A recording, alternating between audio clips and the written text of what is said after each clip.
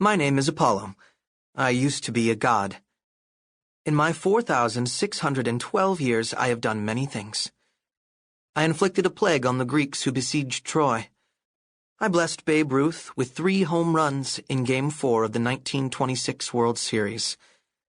I visited my wrath upon Britney Spears at the 2007 MTV Video Music Awards. But in all my immortal life, I never before crash-landed in a dumpster. I'm not even sure how it happened. I simply woke up falling.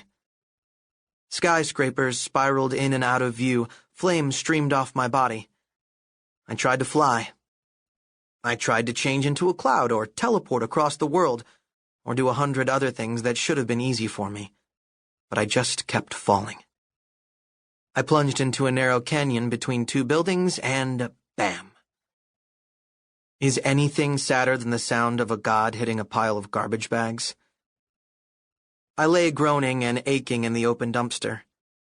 My nostrils burned with the stench of rancid bologna and used diapers. My ribs felt broken, though that shouldn't have been possible. My mind stewed in confusion, but one memory floated to the surface. The voice of my father, Zeus. Your fault. Your punishment. I realized what had happened to me, and I sobbed in despair. Even for a god of poetry such as myself, it is difficult to describe how I felt. How could you, a mere mortal, possibly understand? Imagine being stripped of your clothes, then blasted with a fire hose in front of a laughing crowd.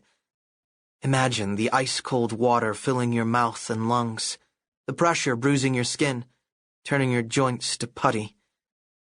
Imagine feeling helpless, ashamed, completely vulnerable, publicly and brutally stripped of everything that makes you, you. My humiliation was worse than that. Your fault. Zeus's voice rang in my head. No! I cried miserably. No, it wasn't! Please! Nobody answered. On either side of me, rusty fire escapes zigzagged up brick walls. Above, the winter sky was gray and unforgiving. I tried to remember the details of my sentencing.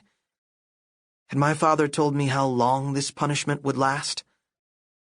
What was I supposed to do to regain his favor? My memory was too fuzzy. I could barely recall what Zeus looked like, much less why he'd decided to toss me to earth. There'd been a war with the giants, I thought. The gods had been caught off guard, embarrassed, almost defeated. The only thing I knew for certain, my punishment was unfair. Zeus needed someone to blame, so of course he'd picked the handsomest, most talented, most popular god in the pantheon. Me. I lay in the garbage, staring at the label inside the dumpster lid. For pickup, call 1-555-STENCHY. Zeus will reconsider, I told myself. He's just trying to scare me. Any moment he will yank me back to Olympus and let me off with a warning. Yes. My voice sounded hollow and desperate. Yes, that's it. I tried to move.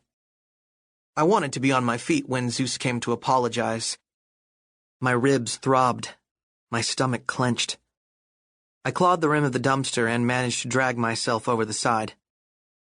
I toppled out and landed on my shoulder, which made a cracking sound against the asphalt.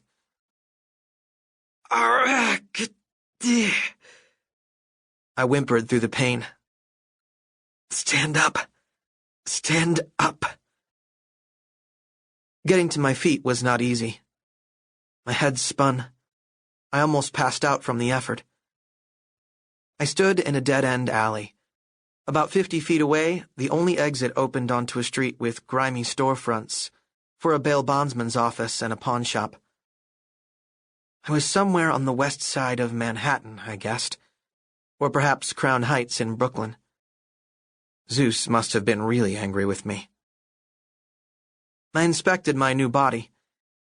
I appeared to be a teenaged Caucasian male, clad in sneakers, blue jeans, and a green polo shirt. How utterly drab. I felt sick, weak, and so human. I will never understand how you mortals tolerate it. You live your entire life trapped in a sack of meat, unable to enjoy simple pleasures like changing into a hummingbird or dissolving into pure light. And now, heavens help me, I was one of you. Just another meat sack,